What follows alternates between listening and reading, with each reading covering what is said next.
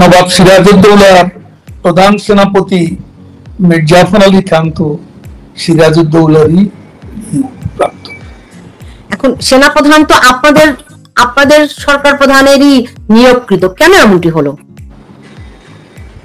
এখন এই প্রসঙ্গে আমি আর বেশি কিছু বলতে চাই। জি, কিন্তু আপনি যদি সেটাই বলেন তাহলে কি এই রিয়েলাইজেশনটি আপনারা গোপালগঞ্জের ঘটনার পরে বুঝতে পারলেন? বা ওবায়দুল কাদের, আপনারা এই সেনাপ্রধান সম্পর্কে যে মূল্যায়নটি এখন আপনি আমাকে দিলেন সেটি কি আপনারা এই গোপালগঞ্জের ঘটনার পরে বুঝতে পেরেছিলেন, নাকি আপনারা ধরেন আমরা মুখ খুলেছি, আমরা সেনাবাহিনী সম্পর্কে কোনো বক্তব্য রাখি, যদিও আমরা দেখেছি তাদের নীরব উপস্থিতির মুখে তাদের নাকের ডগায় 32 নম্বর বুলডোজার দিয়ে ধ্বংস করা হয়েছিল, এবং তাদের উপস্থিতিতে সেদিন যে জঙ্গি হামলা 5ই আগস্টে, সেটাও তাদের নীরব উপস্থিতিতে সংঘটিত হয়েছে। এবং কারো কারো মতে তাদের সায়ও ছিল, সমর্থন সূচক সম্মতিও ছিল, এরকমটাও আমরা জানতে পেরেছি। তো তাহলে আপনারা গত 1 বছরে কি ধরনের প্রস্তুতি নিলেন ফিরে আসার? আপনি বলছিলেন যে যখন আপনারা প্রত্যাবর্তন করবেন, তো সেটি কবে নাগাদ হতে পারে? সেনাবাহিনীকে যদি আপনাদের বিরুদ্ধে থাকে সেক্ষেত্রে আপনারা কেমন করে অগ্রসর হবেন? গোটা সেনাবাহিনী আমাদের বিরুদ্ধে, এ কথা তো আমরা বলি। সেনাবাহিনীর মধ্যে বিভিন্ন সমীকরণ থাকতে পারে। সেনাবাহিনী আজ এ হোল আমাদের মুক্তিযুদ্ধের বিরুদ্ধে, আমাদের বিরুদ্ধে তো যারা আছে তাদের সবাই মুক্তিযুদ্ধের বিরুদ্ধে, এমনটি তো বলার উপর। বাংলাদেশের মুক্তিযুদ্ধকে যখন ধ্বংস করার জন্য চক্রান্ত চলছে, আমার বিশ্বাস দেশপ্রেমিক সেনাবাহিনী সেখানে তাদের যে দায়িত্ব, ইতিহাস অর্পিত যে দায়িত্ব, সে দায়িত্ব সময় মতো তারা পালন করবে। তো সেনাপ্রধানের প্রতি কি আপনাদের সেই আমি এত কথা বলার পর আপনি আবার প্রশ্ন কেন করছেন? আচ্ছা ঠিক আছে, আসলে বিষয়টি তো অনেক স্পষ্ট কথা আমি বলবো না। জি, যা বলার বলেই ফেলেছি। জি, বুঝতে পেরেছি। এখন রাজনৈতিক ভাবে ধরেন একটা উদ্যোগ নেওয়া হচ্ছে, সামনে একটা ইলেকশনের প্রক্রিয়া হতে পারে এবং সেটি আওয়ামী লীগকে বাদ দিয়ে এরকম একটা কথাবার্তা শোনা যাচ্ছে, এই বিষয়ে আপনারা কি ভাবছেন? আমরা বাংলাদেশের বেশিরভাগ জনগণের প্রতিনিধিত্ব করি, সেই পার্টির কার্যকলাপ নিষিদ্ধ করি, সেই পার্টিকে নিষিদ্ধ রেখে নির্বাচনে অংশগ্রহণ থেকে বিরত রেখে বাংলাদেশে কোনো ইনক্লুসিভ, নিরপেক্ষ, বাংলাদেশে কোনো ফ্রি ফেয়ার ইলেকশন হতে পারে না, হওয়া সম্ভব। যদি হয় সেক্ষেত্রে আপনাদের কৌশল কি হবে? যদি নদীতে ফেলব, যদি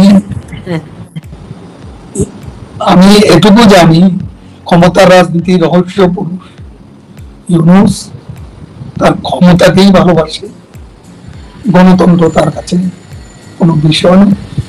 অলরেডি তার সমর্থকরা যারা তার সে অ্যালাইড ফোর্সেস, তারাই বিভিন্ন ইস্যুতে বিভক্ত হয়ে একটা জগাখিচুড়ি পরিবেশ সৃষ্টি করছে, যেটা নির্বাচনের পথে প্রতিবন্ধক হয়ে দাঁড়াতে পারে। এখন মানে ধরেন আমি শুনতে পাচ্ছি, পেয়েছি যে জি, আমরা শুনতে পাচ্ছি মানে শেখ হাসিনা আপনাদের দলীয় নেতাদের সঙ্গে বৈঠক শুরু করেছেন ইন পার্সন। সেটি কেমন হচ্ছে এবং এই যে এতটাই যে বিচ্ছিন্ন হয়ে যাচ্ছে, যে অনেকেই বিতর্কিত অনেক নেতাকে নিষ্ক্রিয় করা হয়েছে, এটি কতটা সত্য? কথা মোটেও সত্য। এখন এসব বাদ বিচার করার সময়, এখন সবাই কাজ করছে যারা কাজ করতে চায়, পরবর্তীতে দেখা যাবে কারা সক্রিয় থাকে কারা নিষ্ক্রিয় থাকে। যারা এখন সক্রিয় থাকবে সংগ্রামে, আন্দোলনে থাকবে। সবকিছুই তো আমরা পর্যবেক্ষণ করছি। আর আমাকে যে প্রশ্নটা করেছেন, আমি সেটা বলতে চাই যে আমাদের পার্টিতে একটা নিয়ম আছে, 3 বছর পর পর আমাদের পার্টির সম্মেলন হয়, এবং সম্মেলনের মধ্য দিয়ে নতুন নেতৃত্ব আসে। আর এই প্রক্রিয়ায় কাউন্সিলরদের সম্মতি নিয়ে আমাদের নেত্রী, আমাদের সভাপতি শেখ হাসিনা এ ব্যাপারে চূড়ান্ত সিদ্ধান্ত নেন।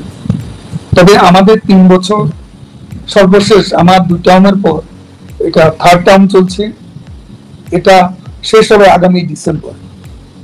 এখন ডিসেম্বরে আমরা কোথায় থাকবো সেটা আমি জানি না, এবং তখন যদি সম্মেলন করার মতো অবস্থা না থাকে, তখন অন্তর্বর্তী কোনো ব্যবস্থা যদি নেওয়ার দরকারও আমাদের নেত্রী প্রয়োজনে নিতে পারেন।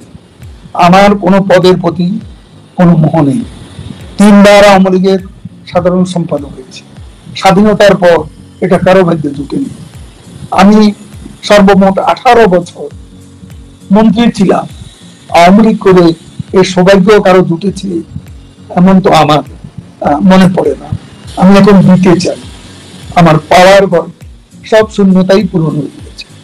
আমার কোনো কিছু পাওয়ার চাওয়ার নেই। আমি বঙ্গবন্ধু কন্যা স্বদেশ প্রত্যাবর্তন, সম্মানজনক স্বদেশ প্রত্যাবর্তনের লক্ষ্যে আজকে জঙ্গিবাদী সরকারের অবসানে আমার যা যা দায়িত্ব, এই মুহূর্তে নেত্রীর নির্দেশ মতো আমি কাজ করে যাচ্ছি। যখন আমার প্রয়োজন ফুরিয়ে যাবে, তখন আমি সরে যাব। আমার এখানে কোনো অহংবোধ নেই, পদ আঁকড়ে রাখার সামান্যতম বাসনাও নেই।